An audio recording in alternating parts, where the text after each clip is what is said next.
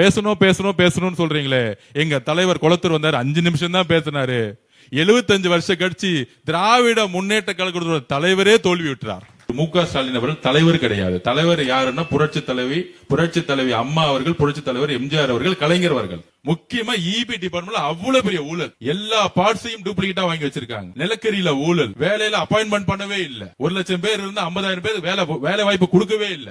ஒவ்வொரு துறையிலும் daily review meeting போட்டு கொஸ்டின் கேட்டுக்கிட்டே இருக்காரு முதலமைச்சர். இவரை பார்த்து நேற்று சட்டசபையில சொல்றாங்க பேசவே மாட்டேங்கிறாங்க. சட்டசபையோட மரபு தெரியுமா இல்லையான்னு தெரியல திமுக காரங்களுக்கு. அறப்போர் இயக்கம் மிகப்பெரிய ஊழல் எக்ஸ்போஸ் பண்ணிருக்கு. டிரான்ஸ்பார்மர் ஊழல் எல்லாமே போலிகளா வாங்கப்பட்டிருக்கு. நிலக்கரி கொள்முதல் ஒரு கிரேடுக்கு பில்ல போட்டு அண்டர் வேல்யூல கிரேடு கம்மியா வாங்கி டாலர்ல கொள்ள அடிச்சிருக்காங்க. அறப்போர் இயக்கம் அப்பப்ப பதிவு பண்ணிக்கிட்டே இருக்காங்க. இப்ப இந்த தெருவுல டிரான்ஸ்பார்மர் பிரச்சனை, ஓவர்லோடு வரும்போது அட்ரஸ் பண்ணி டிரான்ஸ்பார்மர் மாத்திட்டு இருக்காங்க.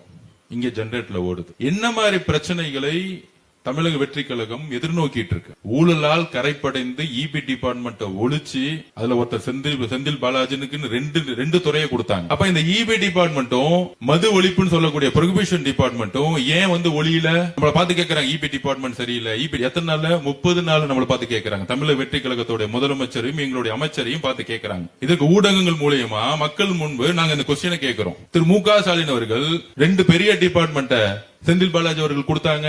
காலங்காலமா இருந்த பெரியசாமி எனக்கு கொடுத்தாங்களா? காலங்காலமா வேலை செஞ்சாங்களே திமுக, அவங்களுக்கு கொடுத்தாங்களே பெரிய டிபார்ட்மெண்ட். கொடுத்ததே எதுக்குன்னா கொள்ளை அடிச்சு மொத்தமா அந்த குடும்பத்துக்கு கொடுக்கறதுக்கு தான், வேற ஒண்ணுமே கிடையாது. தான் உண்மை.